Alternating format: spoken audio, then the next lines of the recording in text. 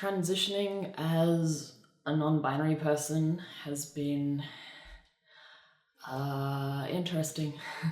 It's involved a lot of self-exploration and I guess imagination, as Rose said in one of our previous videos. I should grab them to continue on that conversation. Do I have any regrets? I am, every single day of my life since top surgery, I am grateful that I have had top surgery. I had severe dysphoria about my breasts, and I just love having a flat chest. I feel so good about it. I do have a couple of regrets about the procedure itself. As you can see, I got a tattoo. It's a cover-up tattoo. When I have more money, in like a year from now, I'll probably be getting the other side done as well, coming like down off my shoulder. And the reason for that is that I have been very self-conscious about the size of my areola, which probably a lot of you saw coming. So they're a lot larger than most chest operations that trans people have, that AFAB trans people get, like top surgery. And the reason for that at the time was that I knew I was changing my body so much, and I also knew that I wasn't a man. I still know that I'm not a man or a boy, and it was really difficult for me to see how I could be a non-binary person with a flat chest in a way that didn't just look like basically a woman's face photoshopped onto a man's body. And that was something that I felt a lot of disconnect with and was quite scared about. Since then, I have met a lot of non-binary people who are not on testosterone, who have had top surgery, and they look amazing. I mean, there's some on YouTube at the moment, or some of them have been on low-dose tea, but these people are hella handsome and look incredible, and these are the types of procedures that I wish I had had. And basically the only difference would have been, well, I'm quite happy with my higher scalp placement, that's whatever, but having the smaller areola size, one of the reasons I chose that was because the procedure that the man who did my chest surgery, Mr. Andrew Ives, not doctor, Mr. Andrew Ives, does when he does his nipples, is the way he explained it to me is he'll take some areola skin and then he'll take the nipple and he'll trim the nipple down as well, and then make a hole in the areola skin and put it in there. And from a lot of what I saw of his procedures, a lot more, not a huge amount, but more of his patients' nipples didn't heal very well, and I think it's because he does that extra cut, and his reasoning is that cis men don't have such large nipples. And when I asked him, like I said, I wanted to keep my nipple size, which did happen on this side. This one kind of died, I guess. And like, I like that nipple size, and he said it would look weird on a 22mm areola. Since then, I've done a lot more research, and I actually met up with Dr. Massa in San Francisco. I filmed a top surgery video too, actually, of him actually performing top surgery on people, so I saw it in person. I was in the surgery room for the whole procedure. And the way that Dr. Massa does it is he'll just take the nipple and areola as one piece, do the 22mm sizing, and put it back on again. And his reasoning was that the nipple shrinks a little bit anyway after surgery, and also like when you downsize the areola, and also like, yeah, so your nipple's a little larger than what a lot of cis men have, but it looks better and the survival rate's a lot higher. And I don't think Andrew Ives does that type of procedure. I'm not quite sure, but like where he'll keep the nipple and areola as a single graft. Anyway, that's the way he explained it to me, and I said I wanted to keep my nipple size, and he said, well, you should have larger areola to, like, for it to not look weird. So I do regret that. But I mean, also in my defense of making the decision at the time, my areola color was a lot lighter. Like, this is dark. This is like this to me is like a dark brown, and mine was like a medium kind of pink beforehand, so it wouldn't have been as obvious either. I didn't know it was gonna darken. Like, how would I know that? No one told me. But yeah, since then I've met a lot of lovely and beautiful and handsome humans who are non-binary, who have had top surgery, who have had the standard regular top surgery, and I do wish I had done that. But obviously this is still 1,000% better than having breasts or like... And the other thing is I do wish I had gone to another surgeon. You know, Andy Ives is fine. He's definitely not terrible. I've seen some awful results from other surgeons, and Andy Ives is not like in that boat. He has consistently decent results. But I have been having, I'm 3 years post-op, and I've still been getting pain in this side of my chest. And my surgeon did say before the procedure that this side was going to be a little difficult, I guess because of the shape of my breasts.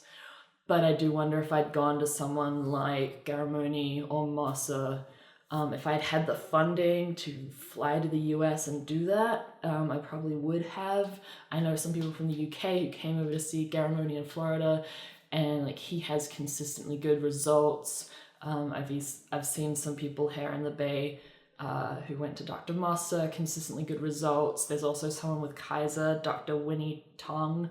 The results in her patients have also looked really great and consistent. Whereas I've seen some of Andy I's results, and like some of them are awesome, and then some of them have like dog ears or like little bits of skin that don't quite, like I'm not quite sure why this side feels like a peck, and this side feel like I can feel that I've had surgery here. I can feel the ruffles on my skin, like these bits, and there's a lump here that I don't think should be here. Like it's a lump. I had my doctor check it out. She said, yeah, it is still breast tissue, and obviously they leave a little bit of tissue in, but it's irregular. I am going to, so I'm actually with Kaiser right now, so I am going to see if I can get a booking in with Dr. Winnie Tong and see if I can maybe have a revision and get that lump out. If it was just a lump and just felt lumpy, then I probably wouldn't bother, but I actually get pain in there sometimes. Like I'll be driving along and it'll be like this, like someone's squeezing it or like pushing it, and it's not very comfortable. And I never feel anything like that on my right side. My right side just like flat and done, whatever. So I'm gonna see if I can get a revision here. And then after that, a tattoo cover up. Right now, like this tattoo is fucking cool, and also I feel like I have pirate nipples. Like this one has a patch on it. And like, that's fine. Pirates are like, whatever. I don't know. I do want something coming down on the other side, so it's like covered more. So anyway, that's my feelings about top surgery. I wish I had just gone for the regular look. Because the other thing is like, when I'm out and about, I do feel self-conscious about taking my top off. And part of it is just because I don't really want to be clocked as trans. And I feel like because I did such good scar care, my scars are incredibly light. Like this one you can barely see. So I feel like if I'd done that but had like the original areola sizing and placement, it would have been fine. I don't actually mind the placement. Like my nipples are a tiny bit closer to my center than on most top surgery patients, but only like a little bit, and I don't really care about that as much. But I am gonna speak to Dr. Winnie Tong probably in July if I can get an appointment with her about getting this lump out, and then maybe even downsizing this areola a bit. See if she'll be open to doing that. I feel like on this left side I do have this extra skin, so I can imagine that could be done. Sorry, I keep looking below the camera. There's a mirror right behind the camera. I could imagine that could be done without having too much issues. Like if I pull this in, I can still have pretty much full range of motion. I'll definitely let y'all know if that happens. In regards to my hysterectomy, my only regret is that I didn't have it years ago.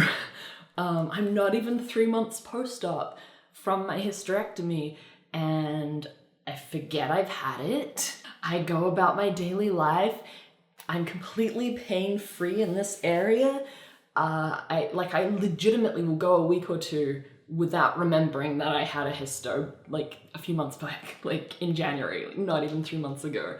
I've been rock climbing, I've started Brazilian Jiu-Jitsu, I've started trail running, like I'm fully back to my activities, and like I can't feel any pain. And the reason that I put it off for so long was I was just so terrified of the surgery, because it's all this internal organ stuff, right? But it went so quickly. So my single only regret from my hysterectomy was that I didn't have it years and years and years and years and years ago.